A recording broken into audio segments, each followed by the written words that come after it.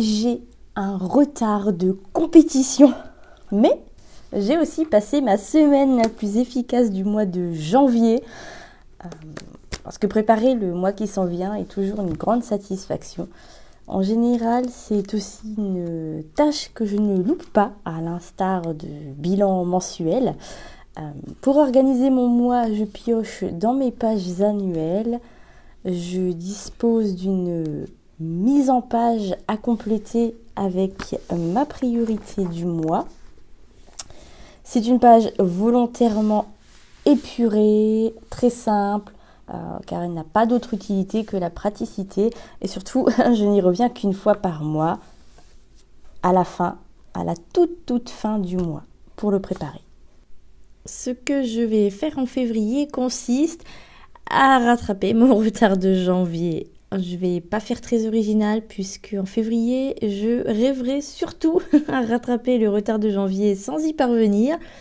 Parce que bien évidemment, boucler quasi 2 mois en un, hormis en annulant le sommeil, et encore, c'est impossible.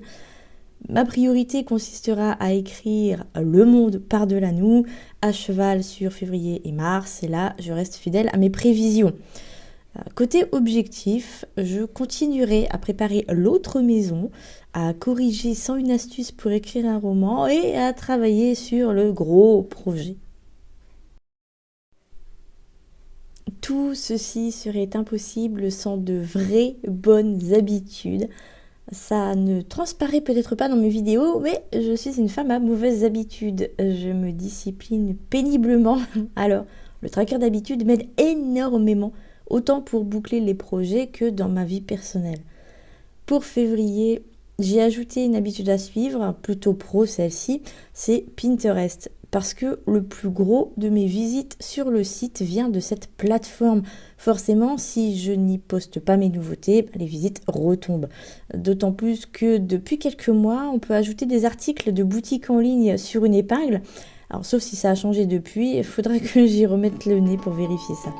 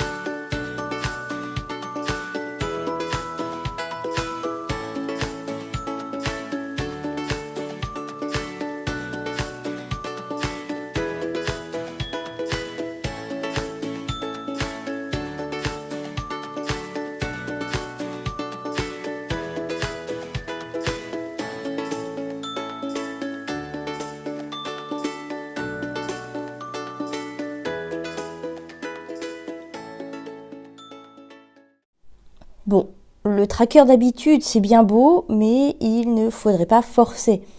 Cette année, je prends le temps. C'est mon mot d'ordre. J'ai trop longtemps couru après des projets qui finalement pouvaient m'attendre. J'ai trop longtemps enclenché des projets qui manquaient de maturité et ça s'est toujours soldé par un embouteillage. C'est pour ça que je repousse la sortie de mes premiers stickers depuis 2 ans. Et depuis janvier, j'ai donc un suivi de mon repos, en plus de l'écriture, de la lecture, le sport et l'anglais. Et puis, il y a la nouveauté pour ce mois-ci. Comme en novembre, je me lance dans le Momoton, mon défi d'écriture de remplacement depuis les révélations sur le NaNoWriMo. J'ai un objectif de 1000 mots par jour, soit 28 000 mots à écrire pour le 28 février. Alors, l'idée, contrairement à ce que vous pourriez croire, n'est absolument pas d'aligner ces 28 000 mots à tout prix, mais de reprendre l'écriture comme il se doit. Janvier a été compliqué à ce niveau et j'ai besoin de m'y remettre sérieusement si je veux continuer à pouvoir payer les croquettes de mon chien. En plus, ça me permettra d'avancer sur ma priorité du mois, l'écriture de Le monde par-delà nous.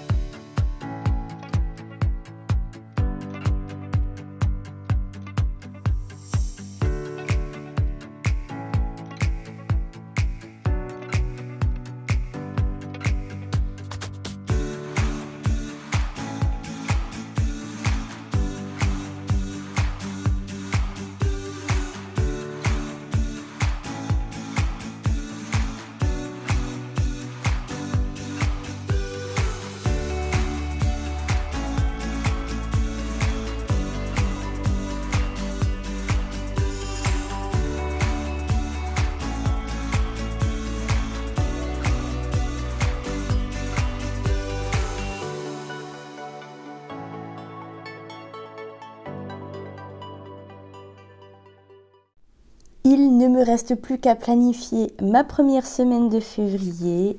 Ma double page est déjà prête. Je n'ai plus qu'à la compléter en fonction de ma priorité et de mes objectifs. Oups, je vous montre ça correctement. Donc en fonction de ma priorité et de mes objectifs. Alors bien sûr, je vais tout donner sur l'écriture de Le monde par-delà nous, parce que c'est ma priorité, mais aussi sur le gros projet. J'aimerais vraiment m'en débarrasser, entre guillemets, histoire de me dégager un temps de fou et de l'espace de cerveau disponible, parce que je dois penser à plein de choses pour ce projet. Pour tout savoir de mon bilan de janvier, de mon mois de janvier, c'est direction mon Patreon. C'est un soutien énorme dans un contexte où la culture souffre de plus en plus de coupures budgétaires, de l'IA. Cette vidéo est garantie 100% faite main et elle m'a pris plusieurs heures, donc vraiment pensez au Patreon si vous le pouvez.